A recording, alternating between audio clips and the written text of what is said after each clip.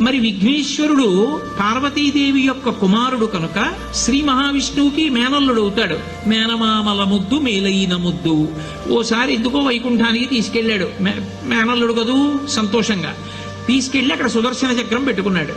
ఇదేమిటో బాగుందని తీసి తొండంలో కింద పెట్టి మింగేశాడు. అయ్యబాబో, ఇది శత్రు సంహారకమైనటువంటి సుదర్శన చక్రం రా, దీన్ని మింగేశాడు పిల్లాడని ఎలా బయటికి తెప్పించాలో అర్థం కాక విష్ణువు మొట్టమొదట ఆ పిల్లాడి ముందు ఇలా చెవులు పట్టుకుని గుంజీలు తీశాడు. గుంజీలు తీస్తే మామయ్య అదేమిటి అంత విచిత్రంగా కిందకి మీదకి ఊగుతున్నామని పడి పకపకా నవ్వాడు. ఆ నవ్వడంలో పొలమారి లోపల ఉన్న సుదర్శన చక్రాన్ని పైకి కక్కాడు. పైకి కక్కడానికి విష్ణువుకి సాధనంగా ఆనాడు గుంజీలు తీశాడు కనుక ఎవరు గుంజీలు తీస్తారో వాళ్ళని చూసి సంతోషించి అనుగ్రహిస్తూ ఉంటాడు. ఇప్పటికీ మీరు పాండిచేరి వెడితే పాండిచేరి రోడ్డు అంతా కూడా గుంజీలు తీస్తూనే కనపడతారు మీకు. విఘ్నేశ్వరుడి